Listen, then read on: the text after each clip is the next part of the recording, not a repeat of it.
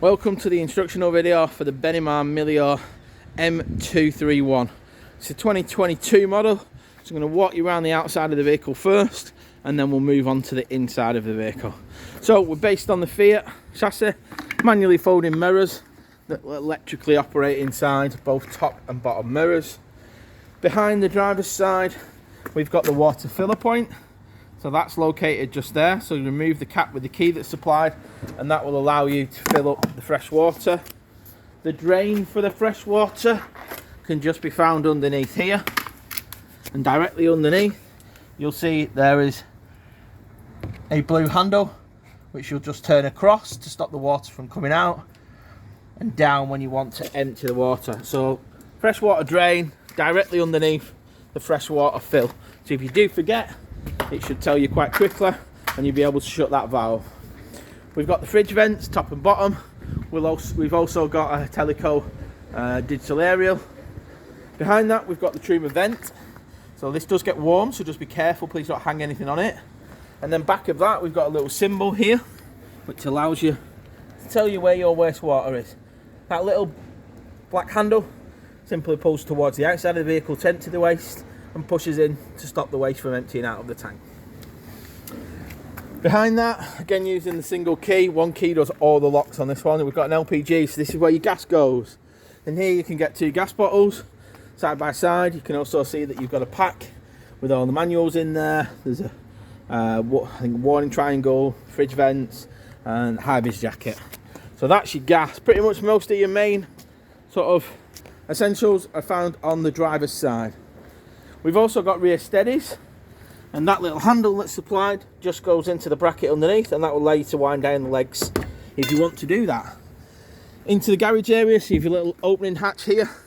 Please pay attention to the weight maximum. You've got a 12 volt and a mains output there. You've got your carpets and plenty of storage.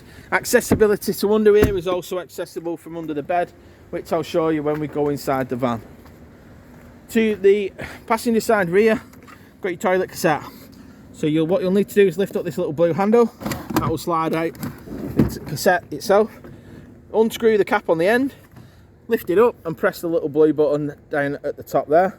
That will allow the vacuum to go out. Once it's empty, swill it out, clean it out, put your sachets back in or your chemicals back in, and then gently push it back in and make sure it just sits over that blue little lip there. Again, once done, lock in place, and that will allow you to use your toilet for the next time. Forward of that, we've got your electrical point. So mains electric, so this is power into the vehicle. Yep, so just plug that in, and that could stay there for your duration of your stay. In front of that, we've got an external barbecue and shower point. Yeah, so that is located just underneath there, just clip it back in place. We've got an awning light and the habitation door forward of that. And then towards the cab area, we've got the diesel point and AdBlue. It's a 2022 model, so it does add AdBlue. You'll need to keep this regularly topped up on the vehicle. Into the front area, you've got heated seats on both sides, and this is the little switch here, which just presses in and presses off. We've got your engine battery that is located underneath there, and your bonnet release catch, which is just located just there. We've got a glove box, both lower and higher up, and we've got your passenger airbag and your cup holders just underneath there. Underneath the passenger side, you've got a little bit of storage. We've got plenty of additional storage area now in the new door cards. To find the bonnet release catch, directly above the B for Emm-Bee sign, you'll find a little yellow lever. Lift that up. We've got negative point, which is just on here, shown with that little label. And then underneath here, under this little black cap, which you'll use your keys to get access to, is where you will find the positive point. We've got oil and screen wash just located there for you. To close it, just gently close it, and that will close the bonnet area off.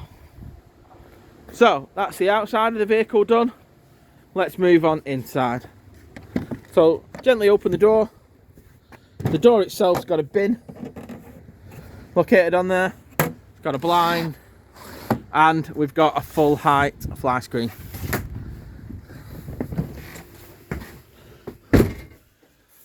So let's start from the beginning. All the main control panels can be found just to the right hand side as you're entering the door above your head. So the first thing we want to do is turn the main power on. So we'll do that by pressing that button there. And if we turn the 12 volt off, that will show you that we've got an indication that there is hook up to the vehicle. We've got a light to say that our tanks are empty. But we want to then put lights on the vehicle, you'll need to put the 12 volt sign on. That will then put the lights on that you've left on, or you can turn off the lights depending what you want, which are located around the vehicle. Some are little hidden switches, so that one is the ambient lighting around the kitchen. You've got a couple lower down here. Does light up very bright in the Benimars, which is quite a nice thing on a dismal day like today. Press the buttons in the middle and they will turn on and off. So that's how you operate those ones. The next button along is your water pump. Yep, so once you've filled up with fresh water, we want to make sure that your water pump's on.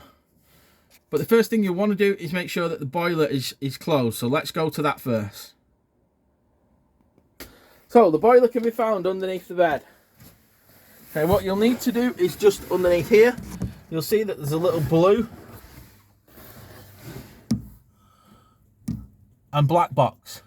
Now in the position it is there, with the actual dial from side to side, you will allow the boiler to fill up. If you are then to flick the boiler switch, and at that point there, you can then allow the system to fill up with water. If you flick it, you'll hear the noise now. You'll see that it is moving across. You'll also see in the middle of that triangle, there's a little nipple that comes out, and that will drain your boiler. Why would you do this? Well, you don't want it freezing in temperatures that it is at the minute, but you also don't want water sitting in there when it's warmer and stagnating. So what you've got to remember when you put it back the opposite way is you twist that so it's facing across rather than front to back. And at the front side, so the nearest to the wall here, at the bottom there's a little blue button. Press that button in. I will show you when you collect, because I know it's a little bit hard to see on the video here, but that's your frost protection valve. Make sure that's closed before you then run in the water from the freshwater tank to the boiler, otherwise you'll just drain the system out. Again, you can see that we've got storage in here, toolkit's located in there, and you have got your spare wheel. You've got a little stand to hold the bed up just there, and a handle to lift up the bed itself. So once we've closed that, we then can come back here. What we'd need to do first of all is we'd need to put the pump on, and you'll hear the pump kicking in. Now I've drained the water down, so I'm not going to run the pump for very long. But once the pump builds up to pressure, then that would stop making the noise and allow you to come to your taps. Again, if you just move your drainer, turn it round, and you'll see the tap itself has got an indicator just on here. On this one you want to turn it towards the back. Turn it to the back, lift it up, put the pump on, and that will then put water from your freshwater tank through your tap. Now this will draw the air out first of all, so it will spit and spurt. Run it until you get a steady stream. Once you've got a steady stream, turn off your tap, just like so, and that will have filled up the boiler. Now you want to make sure that it's filled up with water before you then start selecting the controls on the trimmer system. One other thing you want to do is make sure that you either gas or your electric's turned on before you then turn this bottom unit on, which I'll come to in a moment. Back to the control panel, we've got a little light here which does your outside awning lights. So this is the top one here. The bottom here, we've got an indicator to tell us what power's in our leisure battery, an indicator to tell us what power's in our engine battery, an indicator to tell us if there's anything in our freshwater, and then a dim button to brighten or dim down the control panel. You may ask why you would do that. Some people don't like sleeping with lights on, and if these two lights are left on through the night, it might be too bright for you, so you can dim it down or brighten it up depending on what you want. Yeah.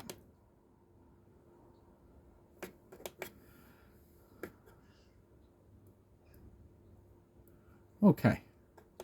So the side of it, you've got a TV bracket, and you've got your plug sockets that are just located just in there. Carbon monoxide and smoke detectors can be found on there. We've got your glass holders, again more sockets and USB points, and a little nice bottle storage area just there. So the heating controls and the water controls can all be done by the Truma heating. So what we want to do is we want to turn it on. Once it's on, it will then allow us to then flick the options that we're wanting to do. So room heating, so if we want to switch this on and choose the mode we want, so we can either heat or we can ventilate. So let's start with heating. So we want to select the heating option that we want. So the gas is off and the electric's on, so we can go 1 kilowatt or 2 kilowatt. Yeah, we can turn it off and put the gas on, or we can go back. We can choose the fast control, and that will then do the heating on the fast setting, or we can just do it on a normal comfort setting, just like so. Once we want to change the temperature, then we can just move the dial up and down using the buttons, and that will then leave it to the desired temperature that we want to do it. Press your back button, it will take you back to your options that you want to do. So if you want to do your water, then you can turn your water on, and that will work in the same fashion. So turn it on. Again, this is telling us that we've no cylinder on at the moment, so it's flicking it to electric. Now what I'm going to do is this, then you can do your heating controls on electric, 1 kilowatt, 2 kilowatt. If you turn your electric off, it'll flick it back to gas. Now what I'm going to do is go back to that, and I'm going to turn it off because we've no water in the boiler at the minute, and I don't want to damage the boiler.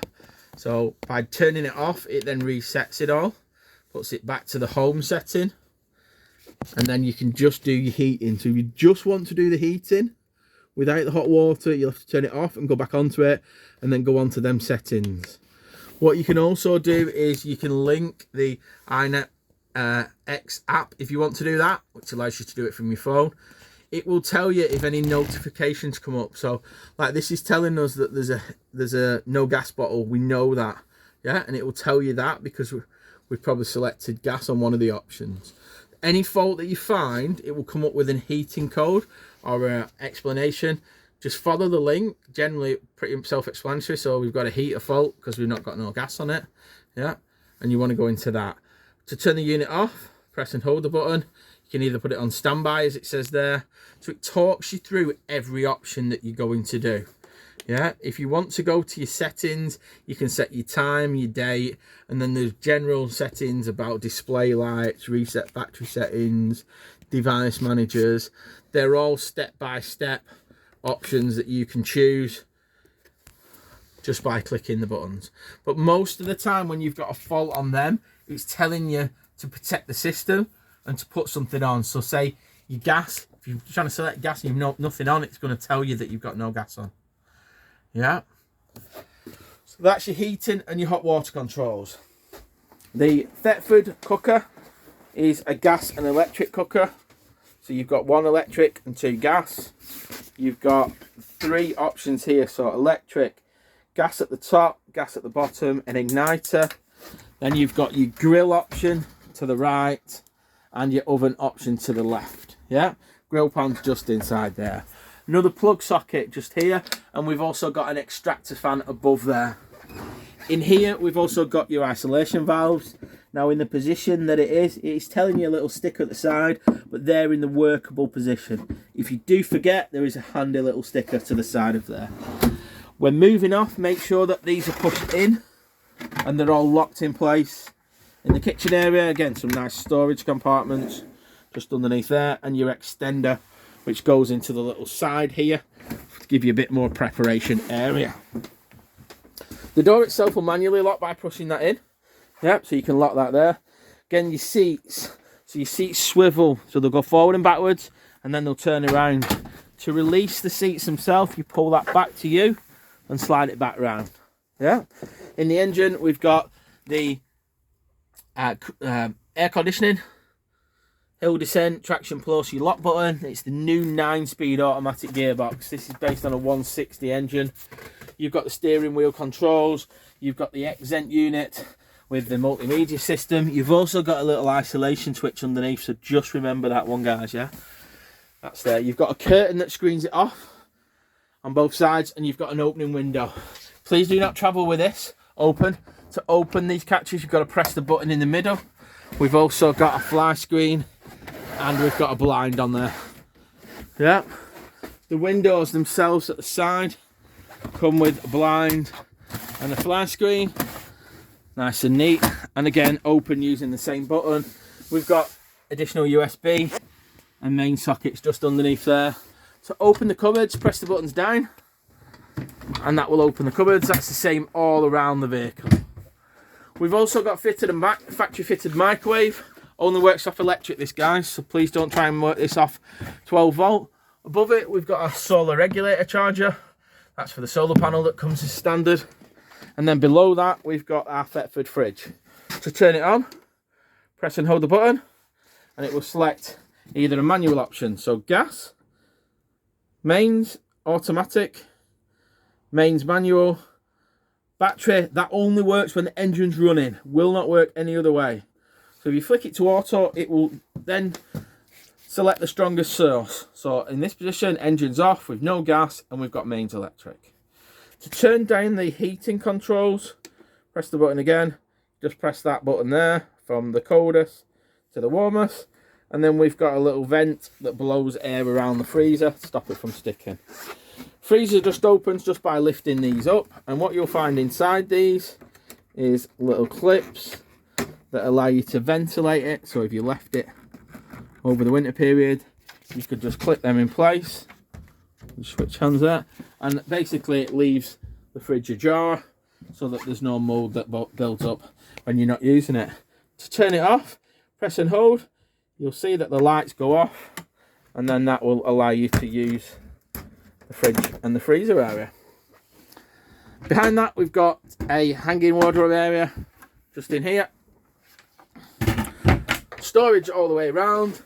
These light switches turn off on the main switch. We've also got USB charging points in them lights as well, and you've got some more light sockets underneath the back there.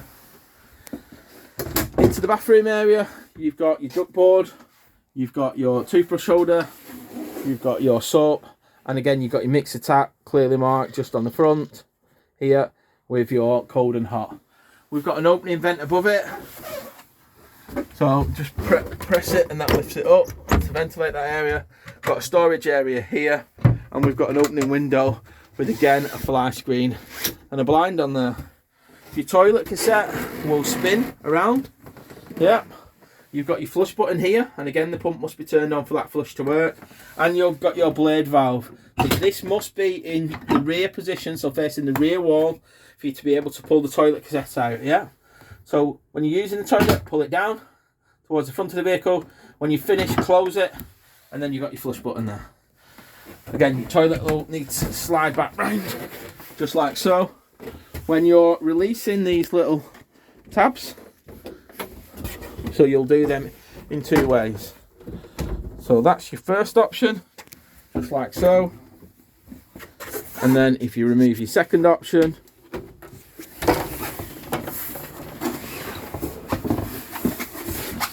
and then put that in place, that is your shower cubicle area made up for you. Make sure they're put back in place before you drive off, guys. In the roof, we've got a opening vent there with a fly screen and blind on. Same here in the middle, and to open it, you just pull that handle down and that will open it up. Please make sure when you're traveling that you press that over and it locks in place. And as I mentioned, you've got a fly screen and blind. The middle one is a turbo vent. So to open it, you just twist that little handle there and that will open the actual vent itself.